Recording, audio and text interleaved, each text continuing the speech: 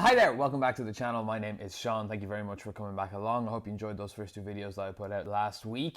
Today I want to talk about something a little bit different than the last time out. I've spoken about comparing iPads and the Apple ecosystem and how I use that for my business. The link to both of those videos is below. Today what I want to talk about is the MacBook, and specifically, as I'm sure you're aware, Apple have recently announced the launch of their new operating system for the Mac, which is macOS 13 Ventura. This was announced a couple of weeks ago at their Worldwide Developer Conference and is set to launch for public later this year, probably around the fall at some point, usually kind of September, October kind of time. It's available right now for developer beta, which I haven't got my hands on yet because you have to pay for that, and why would I bother? It'll be available for public beta usually sometime around July, so once I get my actual hands on, I'll give another update of exactly how useful it is. Now, in this video, what I want to talk about is 7 key features of macOS Ventura in all of its orangey goodness that I think will be specifically helpful for small business owners like myself for their day-to-day work and improving their day-to-day workflow. So let's get into it, shall we?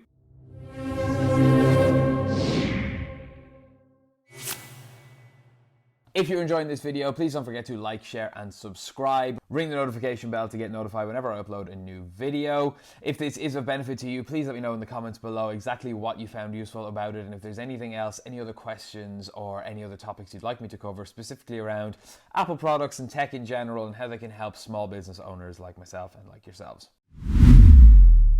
Now, the first big update that macOS Ventura will bring along is updates to the Mail system. The inbuilt Mail app on MacBooks has not been great in my personal experience. It's quite lacking, it's quite simple. Now, it's convenient that it'll connect to all the different devices, but you can install Outlook on the MacBook and the iPad and it'll work just the same way, which is what I have done, because Mail just isn't really good enough for my own use cases. Thankfully, that's all about to change. The first thing that will be improved is the search function. The ability to search within the app will allow you to more accurately search for emails, attachments, individual keywords, filter through old emails in a much faster and much more comprehensive way. That'll be nice for improving your everyday workflow. If you're looking for old attachments, especially old invoices or expenses from a couple of years ago, that'll be very handy. The first big important update, to my mind anyway, is the ability to undo and schedule emails. Now, this is something that has been on other mail features for quite a while, specifically Gmail on the desktop, but even Outlook does not have this, and I think this is going to be hugely important, especially to small business owners, where you're kind of the only one who's accountable. So being able to undo a send up to 15 minutes after you've sent it, it could be important if you've accidentally typed something maybe inappropriate, maybe not full of enough detail that you wanted to, or maybe you sent it to literally the wrong person. That does happen from time to time. The ability to undo that send right from in the Mail app will be extremely useful. What will also be useful is the ability to schedule a send. Now, this, as far as I'm aware, will only work within a 24-hour period, so that could be a little bit annoying. This is so far just in the betas, and for all we know, in the official launch later in the year, people will have complained about that, and hopefully they might update that. But for right now, you'll be able to schedule the send. Now, I'll find this particularly useful because when I wake up in the morning, when I sit down at the computer with my cup of coffee, the first thing I want to do is answer emails.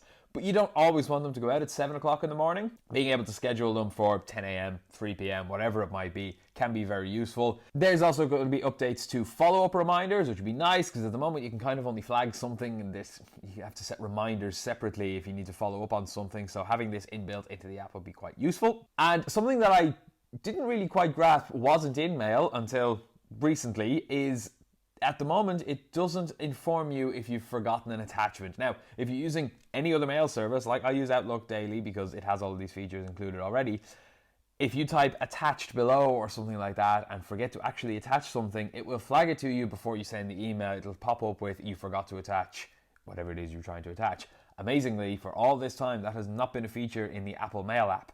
It's now coming to it, which is a nice update, long overdue. I'm not going to pat Apple on the back too much for this one. This should have been in a long time ago, but it's finally coming. All of these new features, I can actually see myself finally dropping Outlook and resorting back to the default Mail app. This would be really nice because Outlook, it's fine, it's good, it has all these useful features except for schedule and undo send, but it is extremely slow. It takes even on Apple Silicon, which apparently Microsoft Office is optimized for, it's very slow to open. It takes about 1.5 minutes, 2 minutes to open, whereas the Mail app opens just like that. Being able to resort back fully to the Mail app, I think, will just save me so much time and effort, being able to have it on all my devices as it should be, really fitting into the Apple ecosystem, as I talked about before. I can see myself resorting back fully to Mail. Again, I'll give you a full update on whether I have done that or not when I finally get my hands on the beta software in a couple of weeks. Next up is Spotlight, and it is finally getting an update to match third-party apps like Alfred, which is a much more powerful version of Spotlight.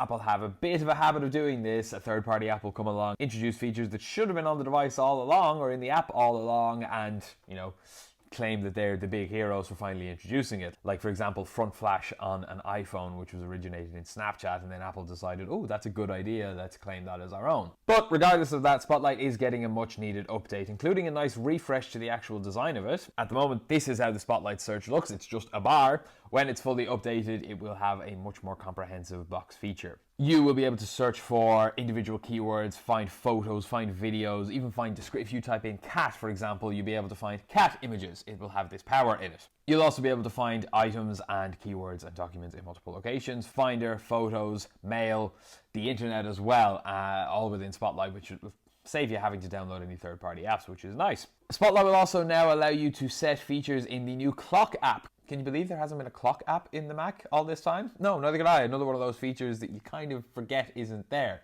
And it's coming, which is really good. It's a nice update as well. Within Spotlight, you will now be able to, for example, say start timer for 5 minutes. Without even having to open the clock app, you'll be able to do it through Spotlight, which should just be that little bit quicker. All of this should help you kind of speed up just simple tasks that should only take a couple of seconds or a minute at most. But without these features can take a long time. Time you might not have, especially if you're a sole trader working long hours on a daily basis to run your business. So these little things all add up to big savings throughout the day.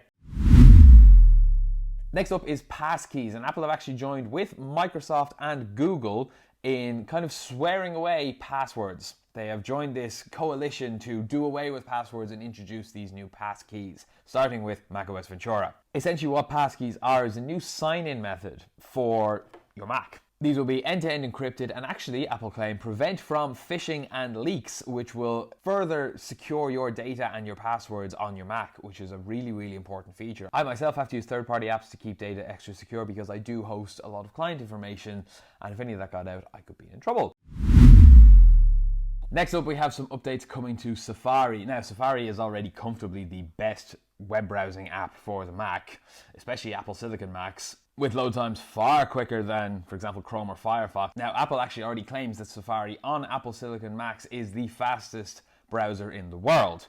And they're looking to improve that a little bit more, especially around collaboration and teamwork. With the biggest update coming to Safari being shared tab groups. What this allows you to do is essentially share tabbed information with other people on your team and in your workflow. This would be particularly beneficial if you're working from home but still have to collaborate on a lot of things with other members of the team. Whether you're, an employee in a business and you're given tasks to do, or you run a small business and you need to manage what your staff are doing on a daily basis. It's actually even beneficial for students. If you have to collaborate on a project, you can set up a shared tab group and save all the relevant articles, documents, important websites and stuff like that you'll need for research into your project, all shared in one tab group that anyone on the project can access. This will make collaborating with teams so much easier, again, especially if you're trying to run a small businesses with limited resources and you don't really have the time to be checking in on a daily basis as to what everyone is doing with their projects. Being able to see everything stored and saved in one tab group would be really, really handy. Now then, the pièce de résistance of WWDC was Stage Manager. This is a new system for organizing apps and windows on your desktop. Stage Manager will essentially help to declutter your desktop, especially if, like me, you use 3 screens and still can't find where everything is. Essentially what will happen is that the main program that you are working on will be front and center on the screen with everything else that you have open that you need quick access to aligned to the side of the screen. This is a little bit like what already happens with the dock on the bottom of the screen, but it will allow much quicker and seamless access and swapping between various apps and programs at much faster rate. If this does work as well as Apple and early reviews say, this could be a bit of a game changer for people who are doing a lot of productivity on a daily basis, trying to switch between emails, PowerPoints, Excels, video creation, website development, Facebook ad management, whatever it might be that you're trying to do on a daily basis and need multiple tabs and apps open all at the one time. This could be a really, really handy way to declutter your desktop, improve your workflow, and just find what you're doing in a much cleaner way. Conveniently, it will also be available for the iPad when iPadOS 16 launches around the same time as macOS Ventura. So having this feature on both systems, again, could really help improve your workflow on a daily basis if you're using both.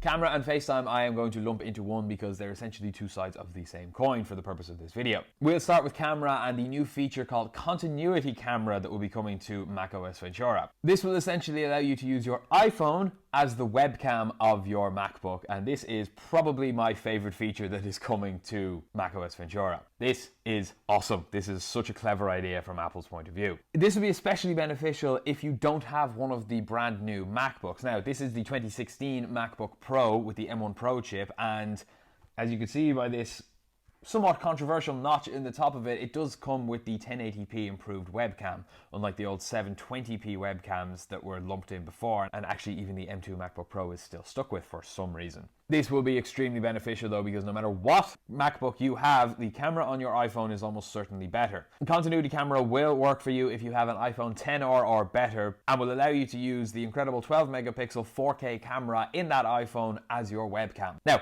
I love this MacBook, and I love the camera on it, and it is a huge step up in quality over the 2020 M1 MacBook Pro 13-inch, which I had, and even a bigger step up over the 2014 model I had before that. But even I cannot deny a 1080p camera is nowhere near as good as a 4K camera. Video calls are a daily necessity for so many people now, whether you're on Zoom calls with clients or just trying to check in with management on a daily basis. And let's be honest, there is nothing worse than hopping on a video call with someone and the first thing you see is PS1 quality video stream. It looks so unprofessional. It was fine 3 years ago when they were a one-off and nobody really used them. But nowadays, when video calling is such an essential part of every business, having a poor webcam is just unacceptable. If you're a sole trader running a small business trying to call with clients and the first thing they see is a crappy camera, it just presents such a bad image for you as a business owner. How you present yourself is everything, and again, the first thing your client will see is the quality of your camera. So no matter what MacBook you have now, if you have an iPhone that will accommodate it, you can present yourself in beautiful, high quality 4K video now. As an added bonus, if you have an iPhone 11, 12 or 13, you can also use the ultra wide angle lens on that camera to utilize center stage on the MacBook. Now, this is cool. This is something that probably should have come to the new MacBooks last year, but we'll give Apple the benefit of the doubt on skimping us a little bit because it now makes sense why they didn't put it on this MacBook last year, because they wanted to make it available for any MacBook that could get macOS Ventura, not just these new models. And this is actually really clever from Apple and a lot more inclusive. They're not limiting people to have to buy the new model to get this feature. You can also use something called Desk View, and I'll be honest, I'm not sure exactly how this works. Some sort of witchcraft, I assume. The iPhone, if it's mounted above your MacBook here, can look at your desk, again using possibly the ultra-wide camera, flip the image, and you'll be able to share your notes or documents or pages that you have on your desk with people on your Zoom call. To match all of these nice camera additions, FaceTime is also getting a nice quality bump as well, with Handoff now coming to FaceTime. Handoff is essentially the ability to start something on one Apple device and pick it up immediately on another. So I could start writing something on Pages on my MacBook and continue it on the train on my iPhone, for example. It's really handy. This is now coming to FaceTime, which means that I could be sat on a FaceTime call on my MacBook and have to leave for whatever reason, pick up my iPhone and continue the call seamlessly without having to hang up and call back in again. It's a nice feature. Don't know how useful it'll be on a daily basis, but you know, they're thinking of improving the system and that's a good thing. Now, this last one won't be all that useful to me particularly because I'm working as a sole trader at the moment. I don't have a big team to be collaborating with, but for all you creative types who need to be in touch with a team and collaborate on a big project together, Freeform is going to really change how you work. What this is essentially a giant whiteboard in an app that anyone can work off. A little bit like how a Google Doc works. Anyone on the team can work on it and edit it and see edits updated. Same sort of thing, except a big whiteboard for brainstorming ideas. This will also, again, be available on the iPad on iPadOS 16, so you can use the Apple Pencil with that as well, which would be nice. A few honorable mentions that I don't think are particularly useful for sole traders and small business owners. Messages is getting an update, so you'll now actually be able to edit messages once they're sent, which is a nice feature. Again, a little bit like undo send and schedule send in mail. If you text people regularly using iMessage as part of your business, the ability to edit that will be beneficial, I'm sure. Photos now have a cross-collaboration ability in them. Anyone in a shared folder can access, edit, and update photos that are in that shared folder. Again, nice if you're part of a big team that's taking collaborative photos and sharing videos, that you don't now have to send via WeTransfer or something like that, because it could take forever from one member of the team to the other. You can all access it within the same Photos app, edit and send back. That'll be nice. Again, not something that's going to be overly useful for myself, but let me know in the comments below if that will be of benefit to you. And if it is, do let me know how it works, because I don't know when exactly I'll be able to test that. There's also updates coming to stuff like Memoji and games, but I don't really know how they're going to help in a professional business setting unless you are a game developer, which sadly I'm not.